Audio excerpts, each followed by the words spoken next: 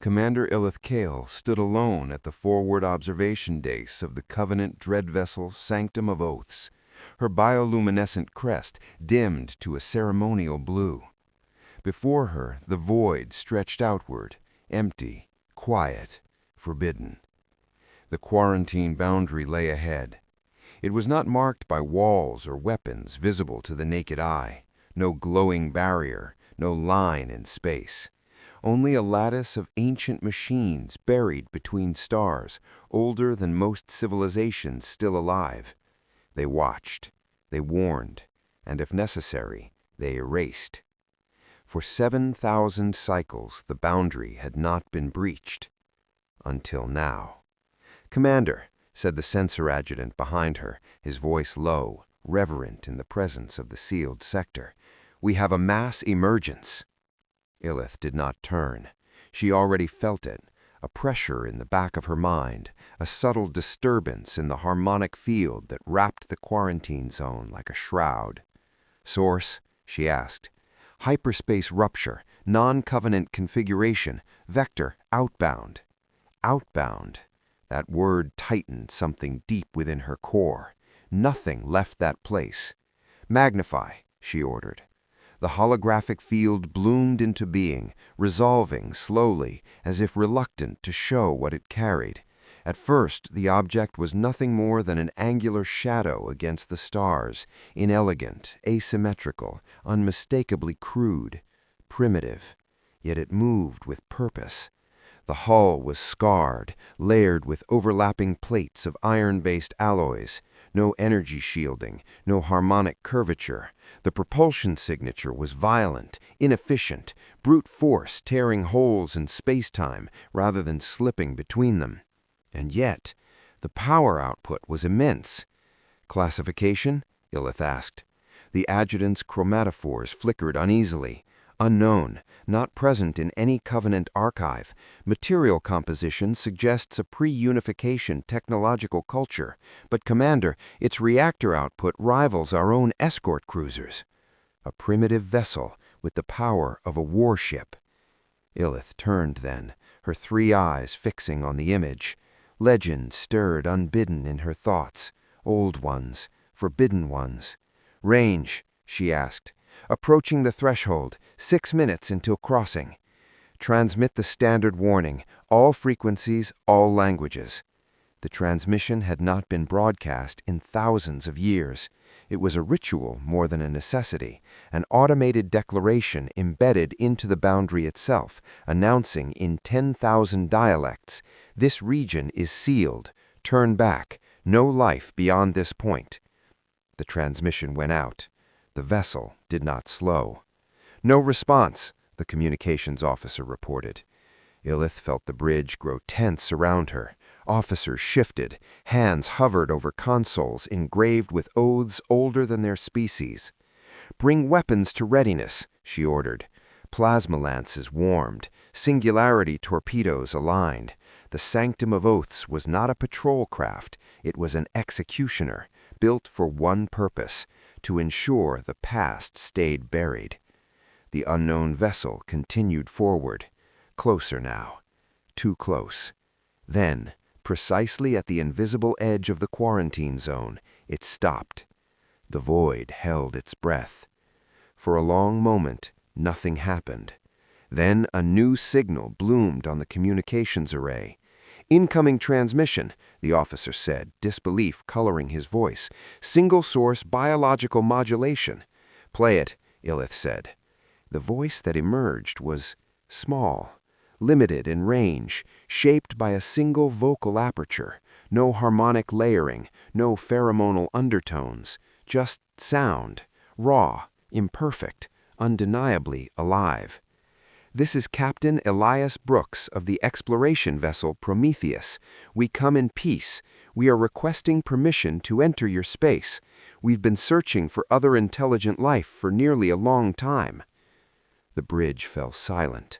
Ilith's luminescent crest dimmed further, almost instinctively. Prometheus, a name pulled from myth even among her people. "Origin?" she asked quietly.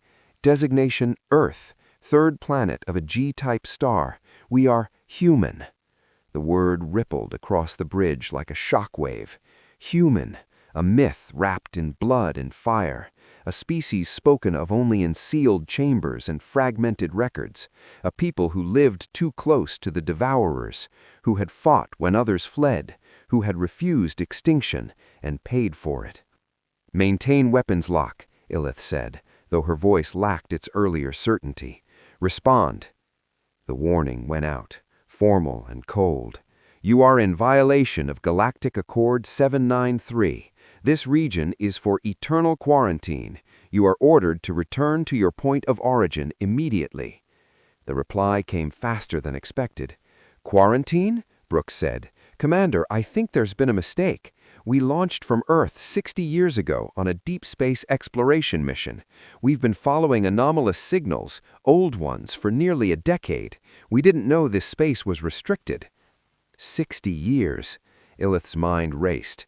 If that vessel had launched from Earth 60 years ago, and if its drive capabilities were as limited as they appeared. "Commander," the science officer said slowly, dread creeping into his tone, "Earth lies well within the quarantine sector, deep core." "That's impossible," Ilith whispered. "The seal was absolute." "Unless," the officer said softly, "the species emerged after the sealing." After. 3,000 years is insufficient for sapient evolution. "Unless," he replied softly, "they never were erased." The human voice returned, quieter now. "We can see your weapons are armed. We're not here to fight. We just wanted to know if we were alone." That word struck her harder than any threat. Alone. Her people had never known it. From their first radio pulse they had been answered, welcomed, folded into the Covenant's endless chorus of voices. But these beings— "Stand down weapons," Ilith said. The tactical officer turned sharply. "Commander, I said stand down." Reluctantly, the energy levels dropped. Ilith moved closer to the communications console. "Captain Brooks, before you proceed any further, answer me this. What do you know of the Devourers?" Silence. Then, "The what?" Her heart sank. "The entities that consumed entire civilizations, the reason your space was sealed." Another pause, longer. "Commander," Brooks said finally, his voice changed, edged with unease. "We've explored hundreds of systems. We found ruins, dead worlds, cities with no people, ships drifting, powered down forever. Whatever happened, it happened fast. Entire populations vanished." They did not vanish. They were consumed. A realization spread across the bridge. "And yet," Brooks said softly, "we are still here." "Yes, you are." "Then, are you saying we've been living in a graveyard?" That word echoed. "Yes," she said. "Your species survived in the aftermath of a war you never knew was fought. The awakened ones sacrificed everything to seal the devourers away. They believed nothing could live in that silence." Another long silence. When Brooks spoke again, his voice was heavy with something like reverence. "Then we owe them our existence." Ilith closed her eyes and made a choice. "Captain Brooks, I am granting you permission to cross the threshold." Gasps rippled across the bridge. "You must understand," she continued, "the galaxy beyond will not welcome you easily. Your kind is remembered as a warning. You will need allies, advocates." "I understand," Brooks said, "if you're willing to be one." "Perhaps," she said, allowing herself a faint alien smile, "perhaps any species that can survive in a graveyard for 3,000 years and still search for others deserves a voice." The Prometheus moved forward, crossed the boundary. Nothing exploded, no ancient weapons fired. The seal, absolute for millennia, yielded, not broken, but opened. "All units," Ilith ordered across the fleet channel, "hold fire. The humans are under Covenant protection." As the human vessel drew closer, she studied it again, not as a threat, but as a testament, crude, scarred, held together by resolute and hope welded into steel. The legends had spoken of warriors. What she saw were survivors. and perhaps that was far more dangerous. Behind them, the quarantine sector remained silent, a monument to sacrifice. Ahead, the galaxy waited, unready. Commander Ilith Kale turned back to her command chair, already composing the report that would fracture the Covenant's certainty forever. The humans had returned, and the future had become uncertain again.